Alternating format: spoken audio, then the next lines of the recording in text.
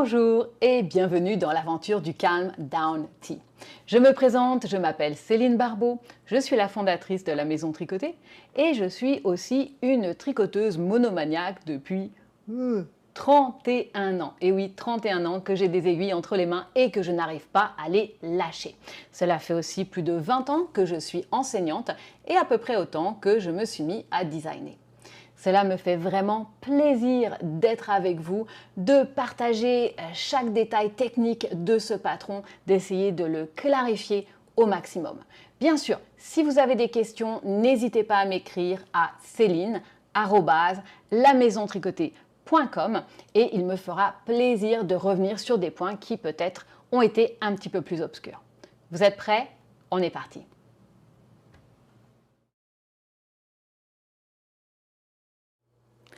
Alors, une petite présentation de ce fameux Calm Down Tea de Lily Kate France.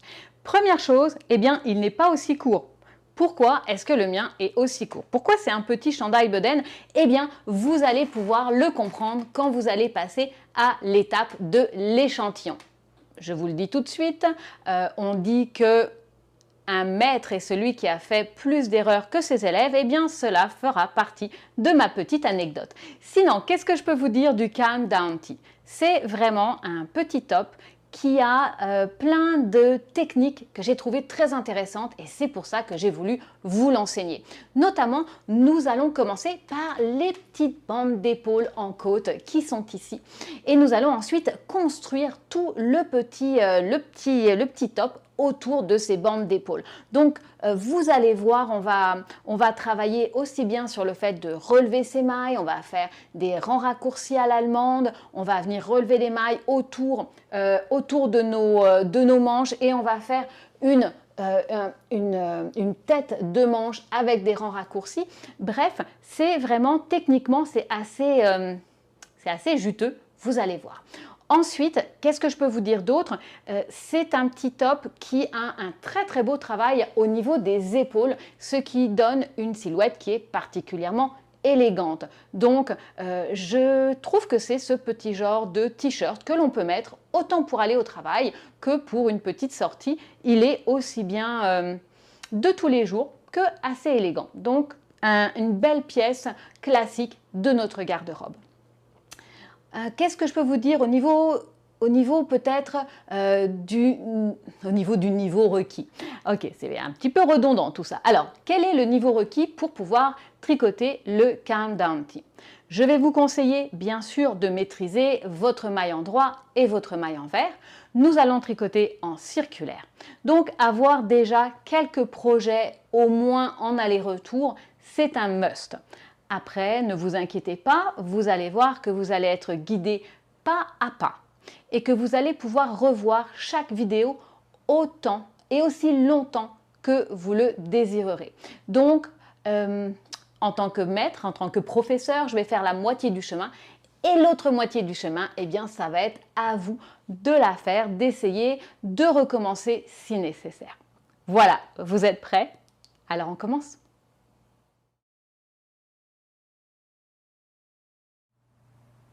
Le matériel pour faire le Calm Down Tea. Alors c'est vraiment important d'avoir la bonne laine pour le bon projet.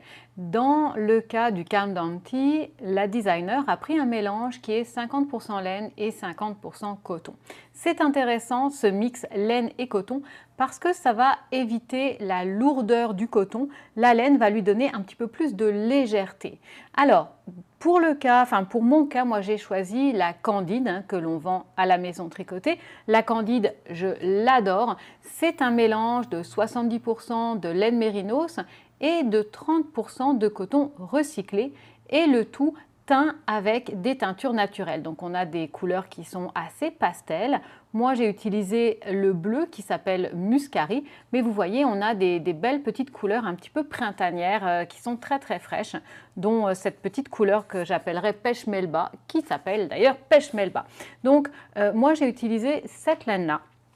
Sinon, si vous n'avez pas ça, qu'est-ce que vous pouvez utiliser? Eh bien, ça va être un DK. Un DK, c'est une laine qui a à peu près 230 mètres au 100 grammes Et dans les autres laines que je peux vous proposer, notamment si vous passez en magasin ou en ligne avec la maison tricotée, ça va être la Duo de Sandnesgarn, qui est aussi un mélange de 50% laine et 50% coton. Bien sûr, vous pouvez opter pour un 100% laine.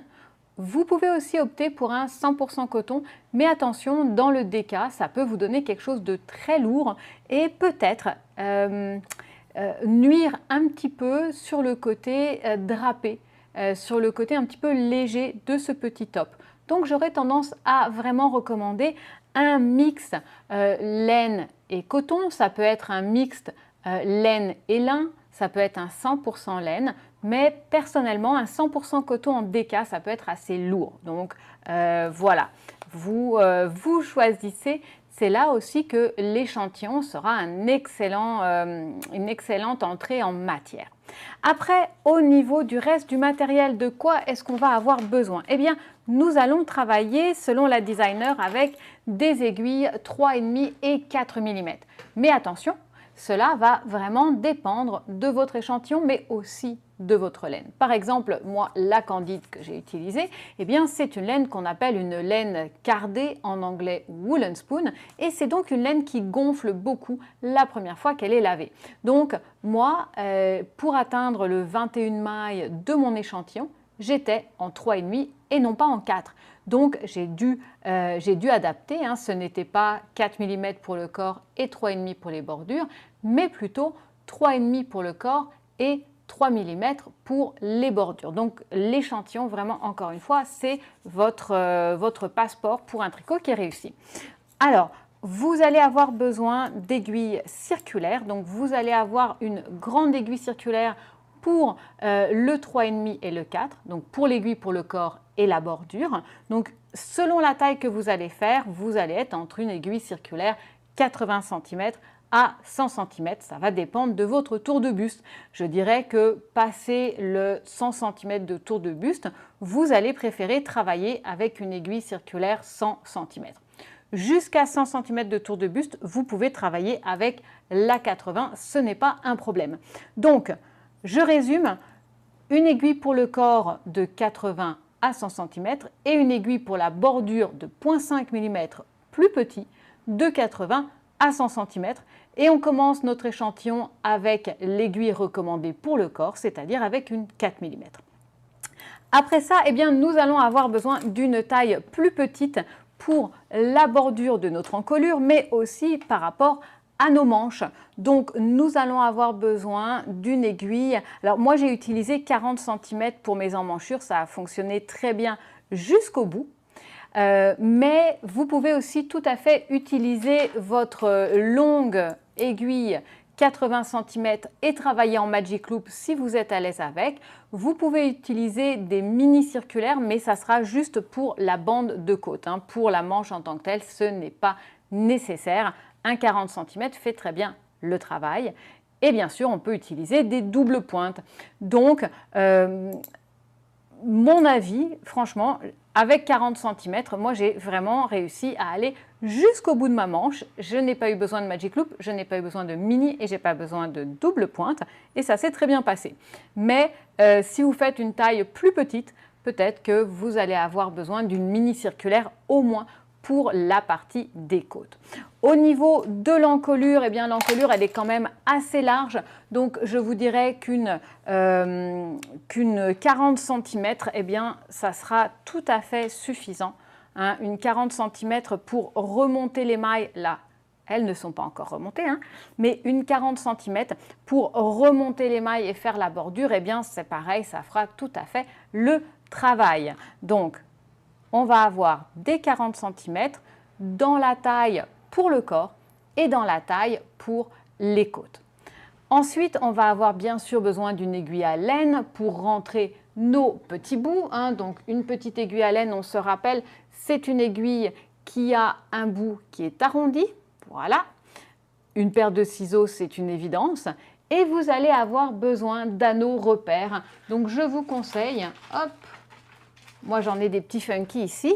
Pas besoin qu'ils soient franchement funky. Des petits anneaux, ça fait l'affaire. Et vous allez avoir besoin d'un total de 4 anneaux repères pour faire votre countdown tee. Voilà, donc on est bien équipé pour notre countdown tee. Au niveau des quantités de laine, vous pouvez aller voir sur la page 2. Hein, vous allez avoir besoin d'entre 433 à 1021 mètres de laine en type DK. Vous avez des doutes, bien sûr, vous nous appelez à la maison tricotée, on va vous aider ou vous m'écrivez. Et vous allez aussi, si vous faites des pinces de buste, vous allez devoir rajouter entre 9 à 22 mètres de plus. D'accord? Mais ça, ne vous inquiétez pas, vous pouvez aller voir, c'est bien indiqué dans votre patron. On passe à l'étape suivante. Comment choisir sa taille pour le Calm Down Tee? Alors, c'est vraiment très important de bien choisir sa taille, surtout lorsque l'on est sur des designs comme celui-ci qui est vraiment très proche du corps. Donc, le Calm Down Tee est adapté en 9 tailles. Puis vous allez voir, il y a un tableau sur la page 2 qui dit qui note sur ces 9 tailles en disant, ben, écoutez, par exemple, la taille 1, cela va être adapté pour les gens qui ont des bustes entre 76 à 79 cm. Donc on se rappelle, qu'est-ce que ça veut dire un tour de buste? Eh bien, vous allez devoir mesurer en prenant bien la mesure jusqu'à à peu près la mi-poitrine ou ce qu'on appelle aussi l'apex de la poitrine, c'est-à-dire au moment où elle est la plus large. Donc, je vous conseille d'avoir quelqu'un qui peut vous aider à vous mesurer parce que lorsqu'on se mesure tout seul, on a tendance à monter nos épaules et puis à changer un petit peu d'ailleurs ces volumes-là. Donc c'est plus pratique d'avoir quelqu'un qui puisse vous mesurer, vous garder les épaules bien basses et puis vous allez mettre le type de sous-vêtement que vous avez l'habitude de porter quand vous allez avoir ce type-là de t-shirt. Donc, si vous portez par exemple des push-ups, eh bien, on ne triche pas, on va mettre le push-up pour pouvoir prendre son tour de poitrine. Ensuite, donc, comme je vous l'ai dit, les numéros de 1 à 9 correspondent à votre tour de buste et non pas aux vêtements. Souvent, ce qu'un patron va nous donner, c'est le tour de buste du vêtement. Mais là, attention, dans le Calm Down Tee, elle vous dit ben, la taille 1, 2, etc. est adaptée pour ce type-là de buste. Voilà, donc par exemple, moi, je fais 89 cm de tour de buste, donc je vais prendre la taille 3 qui est de 90 à 97 cm, donc cela va me convenir. Ensuite, il y a quand même une petite note qu'elle nous met, elle nous fait attention. Si vous êtes quelqu'un qui a des épaules très étroites ou étroites, même si vous avez une poitrine généreuse, mais que vous avez une poitrine, une carrure d'épaule qui est étroite, elle vous conseille de choisir la taille en dessous. Donc, vous auriez dû prendre la taille 3, mais vous avez vraiment des épaules étroites, vous allez prendre la taille 2. Pourquoi? Eh bien parce que ce design va vraiment prêter très attention à l'ajustement de ce petit t-shirt autour de vos épaules. Donc, si vous prenez une taille qui est un petit peu trop grande au niveau des épaules, eh bien, ça va être un petit peu sloppy, comment dire, ça va être un petit peu lâche. Et donc, on va perdre l'élégance de ce patron qui est vraiment très axé sur ce travail d'épaule. Et puis, si vous avez déjà fait des pulls comme par exemple le Karl Johan avec moi, eh bien, vous pouvez constater que lorsque l'on fait un très bel ajustement des épaules, eh bien, ça donne tout de suite une belle silhouette. Donc, je vous conseille de prendre attention à cela. Si vous avez des épaules étroites, même si votre buste est généreux, eh bien, on va vous conseiller de prendre la taille qui est juste en dessous. Voilà, on passe au prochain chapitre. Alors, on va se parler de quelque chose qui fâche certaines d'entre vous. On parle là de l'échantillon. Alors, pourquoi est-ce que c'est si important de faire un échantillon? alors je porte un parfait exemple sur moi. Non pas parce qu'il va vous manquer une manche si vous ne faites pas l'échantillon, ça c'est parce qu'il n'est pas encore terminé. Non, là je porte le Countdown Tee et j'ai fait une petite erreur. Oui, pourquoi j'ai fait cette petite erreur? Eh bien, j'ai commencé avec des petites aiguilles pour les épaules et j'ai oublié de passer à mes plus grandes aiguilles pour le reste du corps. Donc, mon échantillon n'est pas correct. Et vous allez me dire, bah, il a l'air très bien sur toi, Céline, le petit Countdown Tee. Je me lève? Oui? Ok. Vous êtes prêts? Vous inquiétez pas, ça ne sera pas choquant. Bon, le Countdown Tee, les amis, n'est pas un chandail bedaine. D'accord? Normalement, le Countdown Tee, excusez-moi pour le petit nombril, le Countdown Tee devrait m'arriver à peu près ici. C'est-à-dire que normalement, pour la taille 3, j'ai 50 cm jusqu'ici. Et bien sûr, eh bien, je suis assez loin de les avoir.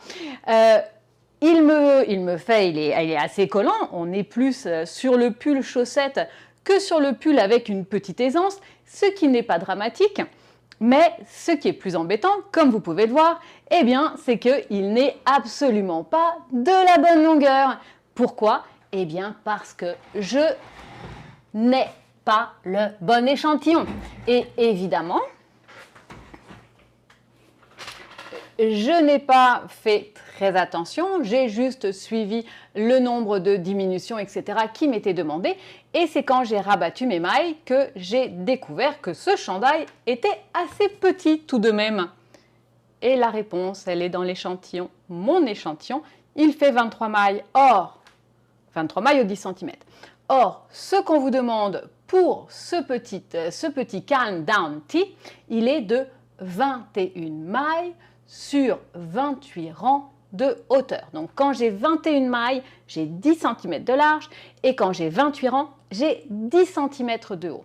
Et si je n'ai pas ça, eh bien je vais me retrouver avec un chandail bedaine si mon échantillon est plus petit, ou je vais me retrouver avec un chandail qui va être trop grand. Et on se rappelle ce qu'on s'est dit pour les tailles, c'est-à-dire que mes épaules ne vont pas être bien ajustées. Donc l'échantillon, eh bien ça va être une étape importante. Elle ne va pas vous prendre beaucoup de temps et vraiment, vraiment, je vous le conseille, d'accord? Donc, vous devez faire un échantillon. Vous pouvez le faire en aller-retour, puisqu'on a quand même pas mal de parties de ce petit t-shirt qui sont faits en aller-retour. Donc, je vous donne le droit de faire un échantillon en aller-retour en jersey. Vous devez avoir 21 mailles sur 28 rangs. La designer nous propose les aiguilles 4 mm pour le corps, pour l'obtenir. Moi, je travaille avec la Candide de Dererum Natura et je tricote plutôt souple. Donc, mon bon échantillon, il était sur des aiguilles 3,5 mm. Mais attention, cela va dépendre de votre façon de tricoter et de la laine que vous avez. Une autre chose qui est vraiment très importante quand on fait un échantillon, c'est de le laver. Un échantillon qui n'est pas lavé, c'est un petit peu un poulet que vous n'avez pas mis au four et que vous allez manger tout cru. C'est-à-dire, c'est pas très bon pour la santé. C'est pas très bon pour votre tricot non plus, d'accord? Pourquoi? Eh bien, tout simplement parce que la plupart des laines, quand elles vont être tricotées pour la première fois et qu'elles vont être lavées, elles vont avoir un phénomène que l'on appelle le bloom. Alors, ça veut dire quoi le bloom? Eh bien, imaginez une petite boule de coton ouaté que vous trempez dans l'eau et qui tout d'un coup va s'ouvrir. Eh bien, c'est exactement ce qui va se passer pour la laine. La première fois, elle risque de prendre de l'expansion et votre pull qui avait l'air d'être parfait à la bonne taille quand vous l'avez terminé, eh bien, la première fois que vous allez le laver, pouf, il prend une taille de plus. Donc, c'est très important, vous allez devoir laver votre échantillon avant de prendre les mesures. Si vous avez besoin de plus de renseignements sur comment on fait un échantillon et toutes les règles d'or qui s'y appliquent, n'hésitez pas à aller voir la petite vidéo que j'ai faite sur notre site Académie La Maison Tricotée sur YouTube pour vraiment le suivre à la lettre. Mais à la base, je monte 30 mailles, je fais au moins 10 cm en jersey et je vais le laver, le bloquer. Bloquer, ça ne veut pas dire que je l'écartèle, ça veut dire simplement que je vais le laisser bien à plat. Et je vais ensuite aller prendre la mesure au cœur de l'échantillon. Ce n'est pas le carré que je mesure, c'est l'intérieur que je mesure. Parce que très souvent, la bordure, elle est irrégulière, donc on n'en veut pas. C'est le cœur de l'échantillon, le cœur du gâteau que l'on veut. D'accord? Donc, je vous fais confiance, vous allez me faire un bel échantillon pour pouvoir adapter vos aiguilles afin d'avoir les bonnes mesures et de ne pas terminer comme Céline avec un chandail bedaine. Mais ne vous inquiétez pas, pour mon chandail, je l'aime trop. Je vais défaire la bordure et je vais le rallonger un petit peu. Il y a toujours des solutions. On passe à l'étape suivante. Et on commence notre Calm Down Tea.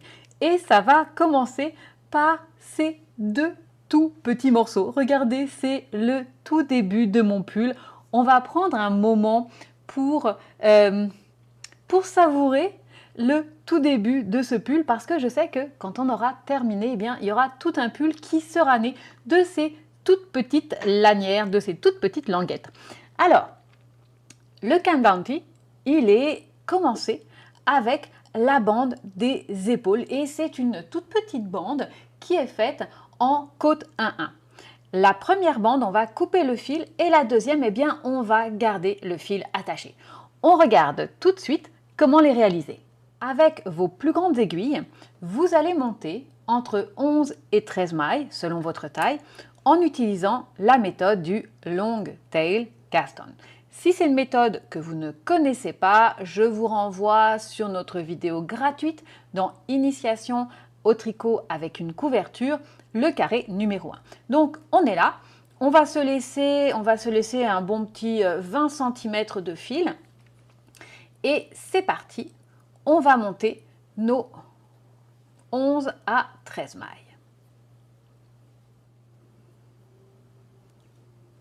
Voilà, j'ai terminé. Je vais maintenant faire le rang endroit. Donc le rang endroit, je tricote une maille endroit et après je vais alterner une maille envers, une maille endroit, c'est de la côte 1-1. Donc une maille envers, une maille endroit jusqu'à la fin. Voilà, et donc je dois terminer avec une maille endroit. Je tourne mon travail. Sur l'envers du travail, on va tout de suite prendre un petit anneau repère que l'on va placer de ce côté-là, juste pour bien identifier que c'est notre envers. Voilà. Et là, on va glisser la première maille. Donc, on ne la tricote pas avec le fil devant. Donc, je mets mon fil devant et je vais glisser ma maille comme pour la tricoter à l'envers. Donc, fil devant et je glisse ma première maille. Après ça, je vais tricoter une maille endroit, une maille envers, jusqu'aux deux dernières mailles. Je suis arrivée aux deux dernières mailles. Je vais ensuite finir par une maille endroit et une nouvelle maille glissée avec le fil devant et je la glisse comme pour tricoter à l'envers. Donc, sur l'endroit, je tricote ma côte 1-1, mais sur l'envers, la première et la dernière maille sont des mailles glissées avec le fil devant. Ces deux rangs vont former une côte 1-1 avec un rebord en maille glissée. Une fois que vous avez fait ces deux rangs, nous allons encore répéter 12 à 18 fois selon les tailles ces deux rangs. Donc on va les répéter 12 à 18 fois de plus pour un total de 26 à 38 rangs qui auront été travaillés. Donc on regarde bien sa taille et puis on comprend bien que c'est 12 à 18 fois de plus. Quand vous avez terminé, vous allez couper le fil de la première lanière, vous allez faire une deuxième petite bandelette exactement similaire, mais cette fois-ci, sur la deuxième, vous n'allez pas couper le fil car l'on va remonter des mailles. À tout de suite!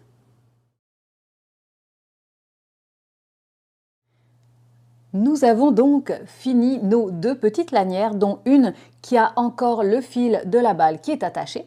Nous allons placer les mailles de ces petites lanières, les mailles vivantes en attente sur des arrêts de mailles ou sur un fil auxiliaire.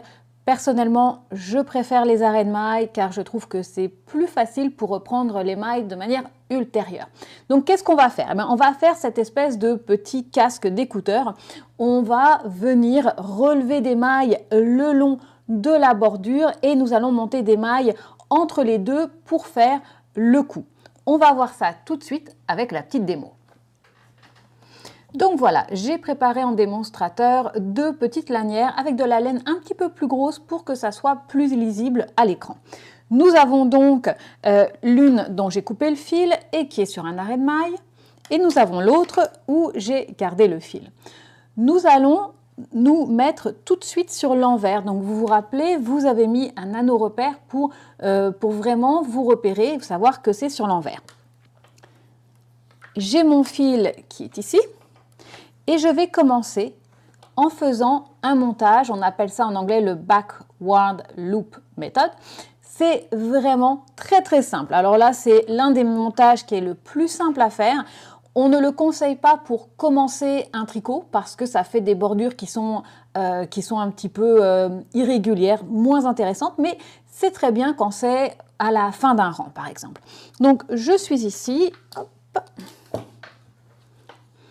Je suis ici et regardez, c'est vraiment très simple. Je vais simplement poser mon pouce sur le fil. Je vais passer en dessous, ça fait une petite boucle et je vais simplement la placer sur mon aiguille. Ah, vous voyez, tout simplement. Allez, une deuxième fois pour le bonheur. On pose le pouce sur le fil et on passe en dessous. Ça me fait une petite boucle tout autour et je vais passer mon aiguille dedans. Voilà, je resserre et puis j'ai monté une maille. C'est aussi simple que ça. Maintenant, je vais venir relever entre 17 à 25 mailles le long de cette bordure. C'est une bordure où on avait glissé nos mailles. Vous vous rappelez qu'on a glissé au début et à la fin du renvers une maille. Donc on a vraiment une bordure en maille glissée. Et c'est important qu'on le fasse en voyant l'envers de notre travail face à nous. Donc je dois avoir le petit repère qui est ici. Et on nous dit, vous allez relever 2 mailles sur 3 rangs. Et alors là, il y a un petit piège. Parce que si je compte, ici c'est la première taille, je devrais avoir 17 mailles. Là, je peux regarder dans mes petites mailles glissées. 1, 2, 3, 4, 5, 6, 7, 8, 9, 10, 11, 12. Ah, mais je n'ai que 12 rangs qui apparaissent et non pas 17 et encore moins de quoi ramasser sur 3 rangs. Pourquoi? Eh bien parce que les mailles glissées que vous voyez là, elles représentent 2 rangs. Et oui, quand on a glissé, on a sauté un rang, hein, on a tricoté cette maille qu'un rang sur 2. Donc, il va falloir aller la chercher dans le fil du rang qui est à côté. Je vais vous montrer, ça va être plus simple, d'accord? Allez, on commence, ça va être plus simple. Je commence, je suis ici, donc je vais venir relever une première maille. Donc pour relever la maille, regardez, c'est simple, on voit bien l'espace, vous voyez avec mon doigt, en plus c'est de la grosse laine, donc vous le voyez encore mieux, mais sous la maille glissée, il y a un espace ici, et c'est là où je vais introduire mon aiguille.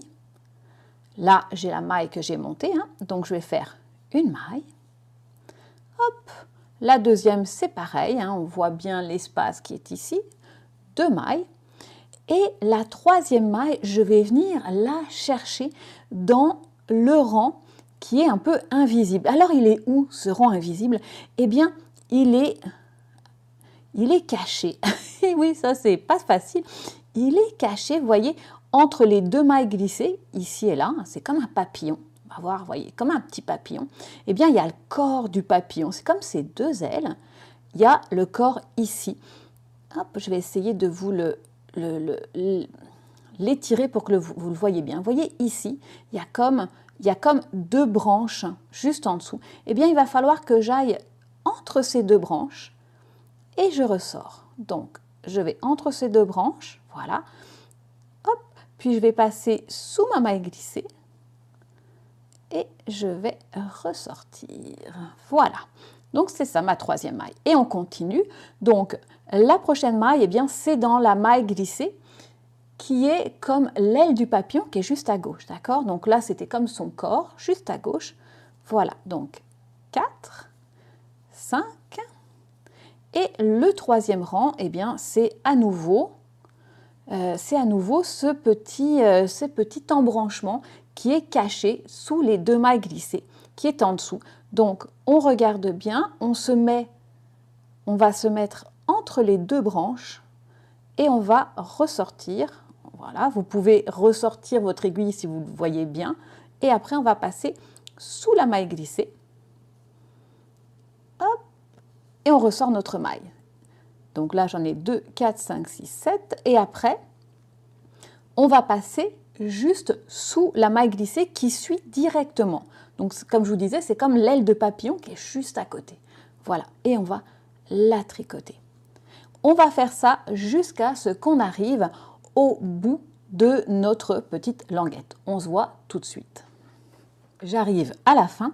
Alors, c'est important que la dernière maille, elle soit le plus proche possible de votre rang de montage, d'accord? Le rang de montage, on voit le fil du montage qui est ici, donc on va pas chercher la maille dans le rang de montage, mais juste avant.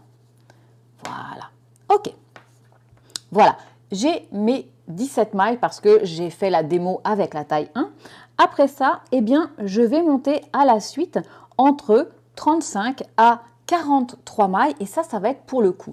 Donc, on va utiliser à nouveau la méthode du backward loop cast on. Donc, hop, je suis ici, je place mon pouce sur le fil et je l'entortille. Et ça fait une, ça fait 1,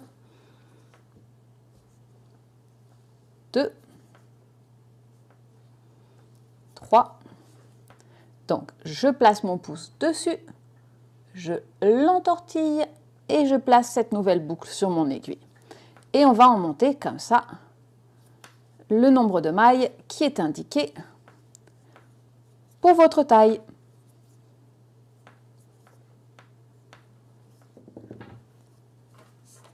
Hop, 34 et 35. Voilà, j'ai terminé de monter toutes les mailles qui en fait représentent l'encolure de mon dos. Maintenant, eh bien, je vais venir remonter des mailles sur ma deuxième petite languette. Et évidemment, c'est important que je sois à nouveau avec l'envers de mon travail face à moi. Et donc, je peux le voir parce que j'ai mon petit anneau repère qui est ici. Et je vais partir du montage, d'accord? Donc, on ne part pas de la partie où on a les mailles en attente, on part du bas en ayant la partie de l'envers face à nous. Et on va remonter exactement de la même manière, on va remonter 17 mailles tout le long. Donc, on est ici. Je vais vous recommander, pour ceux qui sont comme moi un petit peu distraits, vous pouvez placer un anneau repère. Vous voyez, vous pouvez placer un petit anneau repère ici. Pourquoi? Cet anneau repère, il ne va pas rester. Par contre, si on vous dérange au téléphone ou il y arrive quoi que ce soit, vous pourrez plus facilement compter où vous en êtes des mailles que vous relevez ici à partir de l'anneau repère. Vous n'allez pas les confondre avec celles que vous avez montées pour le col. Voilà, juste un petit truc pour les gens qui sont étourdis comme moi. Et on y va. Donc, hop, 1,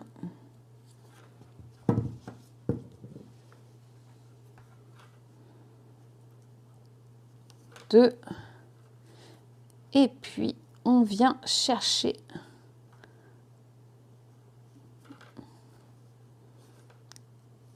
la maille entre les mailles glissées. Donc j'ai dit 2 pour 3, des fois vous allez en avoir besoin d'une ou deux de moins, vous calculez simplement pour pouvoir atteindre votre quota, pour avoir le bon nombre de mailles à la fin. Voilà, j'arrive à la fin et 17. Donc j'ai repris dans le rang qui est juste en dessous de la maille qui est en attente. Vous voyez, ma 17e maille, je l'ai repris juste dans la maille glissée qui est sous ma maille en attente. Voilà, et j'ai 17 mailles et je vais terminer en montant une maille à nouveau avec la méthode du backward loop cast on. Et j'ai terminé, donc à quoi ça ressemble sur ma petite démo, la même chose que sur ce que je vous ai montré, mais on va l'étudier juste pour être sûr que vous avez bien réalisé tout ça. Alors, nous avons les mailles en attente qui sont aux extrémités des épaules, vous voyez?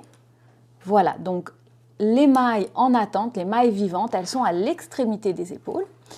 Ici, c'est l'encolure de mon cou et j'ai les deux débuts de mes lanières, donc les rangs de montage qui vont vers le cou. Vous devez obtenir, une fois que vous avez complètement monté vos mailles, vous devriez avoir entre 71 à 95 mailles selon les tailles. On se retrouve pour la prochaine étape. Nous allons maintenant façonner les épaules du dos. Alors pour cela, nous allons tricoter des rangs raccourcis qui vont leur donner un petit peu de hauteur à droite et à gauche. Ça va permettre d'accompagner en fait le mouvement des trapèzes. Ça va être beaucoup plus élégant. Avant de commencer, vous allez tricoter sur les mailles que vous avez remontées, vous allez tricoter un rang endroit et un rang envers. Après cela, nous allons commencer d'abord par l'épaule gauche. Alors attention, c'est l'épaule gauche portée, mais ça sera la droite de votre tricot. On commence tout de suite. Nous allons commencer par façonner l'épaule gauche du dos. Alors attention, c'est l'épaule gauche portée. Donc si je regarde mon travail, je suis sur l'endroit du travail, et bien c'est la partie droite. On commence en tricotant entre 19 à 27 mailles sur le premier rang endroit. Dans votre batron, il y a marqué SR1 right side. Donc ça veut dire, c'est l'abréviation de Short Row 1 sur l'endroit. Vous allez donc placer, ça c'est mon petit truc, vous allez placer un anneau repère là où vous allez devoir tourner. Par exemple, moi je suis la taille 3, je dois tricoter 20 mailles avant de tourner. Donc hop, je place mon anneau repère. Voilà, comme ça, je n'ai pas besoin de compter, j'ai juste à tricoter jusqu'à lui et je pourrai tourner.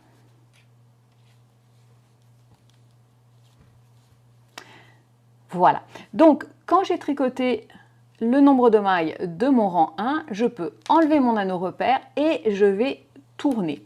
Je suis sur l'envers de mon travail. Étant donné que j'ai des mailles en attente ici, un rang qui ne va pas être tricoté à la même hauteur que celui qui est ici, je vais faire une maille dédoublée. Ça va être un peu comme un point de colle. On appelle ça des rangs raccourcis à l'allemande. Pour dédoubler cette maille, première étape, il faut que le fil soit devant.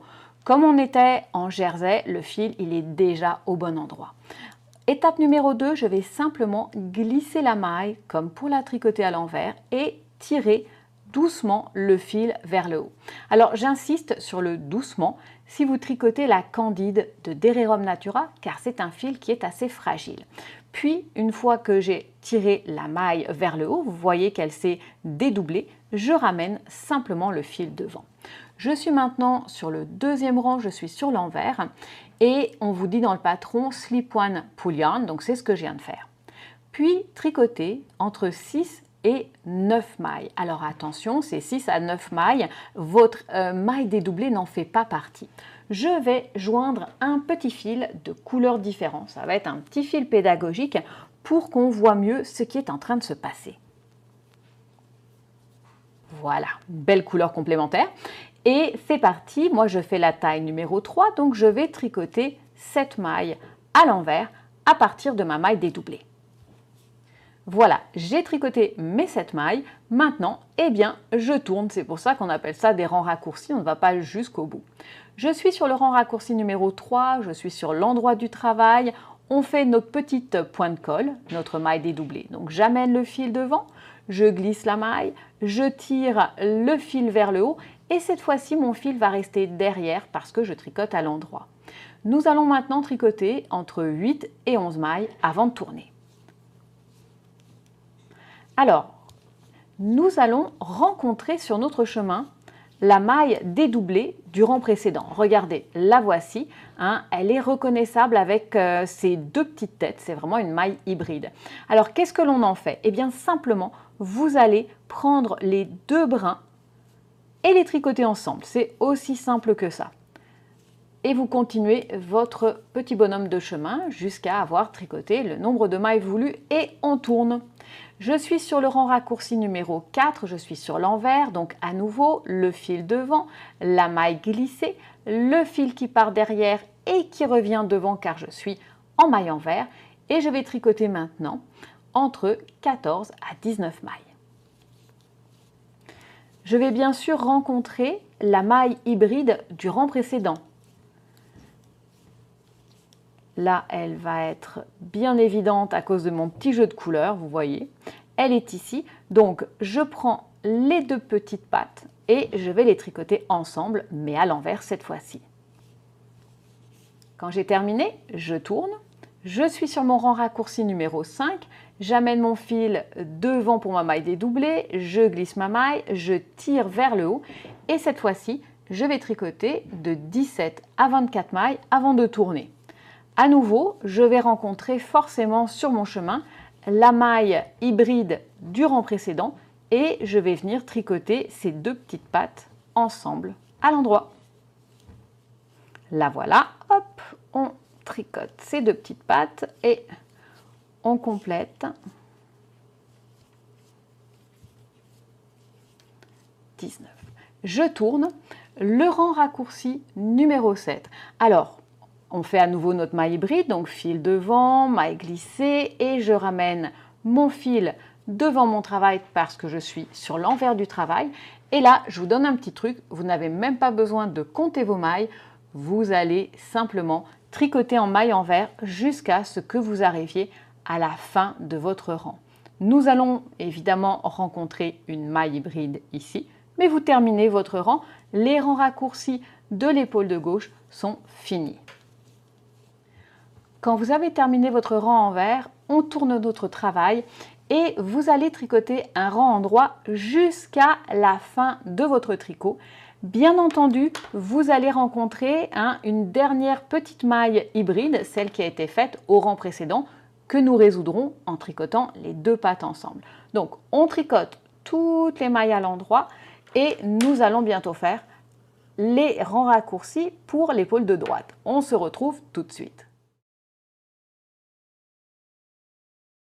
Nous avons donc terminé l'épaule de gauche, tricoté un rang tout à l'endroit et nous allons maintenant façonner l'épaule de droite.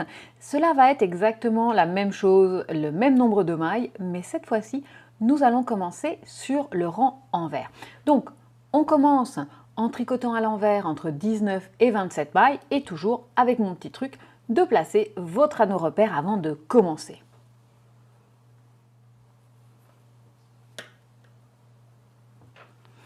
Donc, je suis là, je commence donc mon rang raccourci numéro 1 qui est sur l'envers de mon travail et on va tricoter jusqu'à notre anneau repère. Une fois arrivé à l'anneau repère, on l'enlève, on tourne notre travail et nous sommes rendus sur le rang raccourci numéro 2 et nous allons placer le fil devant, vous connaissez la chanson, je glisse la première maille, je la tire vers le haut et je vais tricoter maintenant entre 6 et 9 mailles avant de tourner. Je vais prendre mon petit fil pédagogique, le joindre, hop,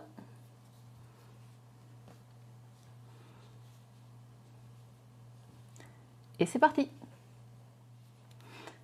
Quand vous avez tricoté votre nombre de mailles, on tourne, je suis sur le rang raccourci numéro 3, je suis sur l'envers, le fil est devant, je glisse ma maille, je tire doucement vers le haut et je ramène mon fil devant et je vais maintenant tricoter à l'envers entre 8 et 11 mailles.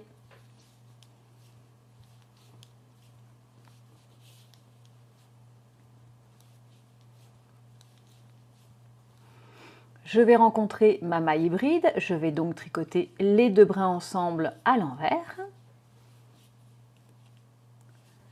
Et je tourne.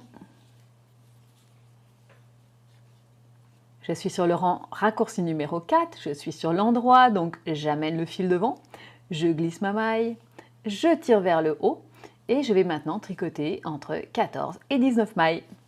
Quand je rencontre ma maille hybride, je tricote ces 2 pattes.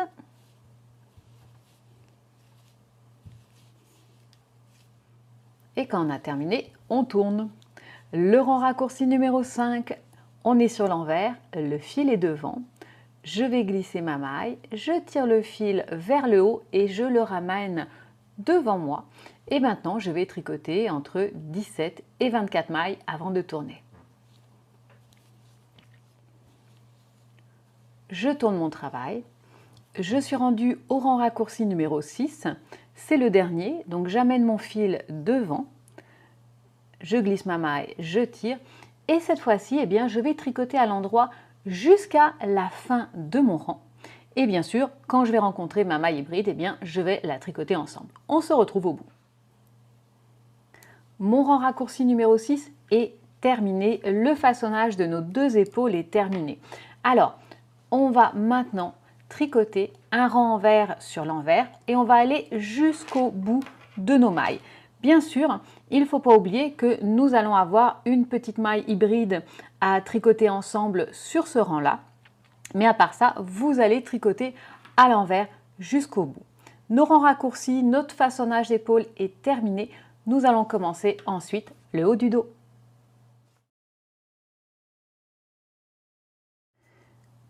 Alors, pour résumer, nous avons terminé le dernier rang raccourci sur un rang envers. Après ça, sur le prochain rang endroit, nous allons tricoter normalement en jersey pour entre 40 et 22 rangs et vous allez terminer sur un rang envers. D'accord? Donc là, j'ai terminé. Comme je fais la 3e taille, eh bien, j'avais 30 rangs à tricoter. Voilà. Voilà la hauteur que cela m'a donné. J'ai terminé sur mon rang envers. Donc, vous voyez, mon fil est là et ça, c'est l'envers du travail. Donc, la prochaine étape, je serai rendue sur mon rang endroit.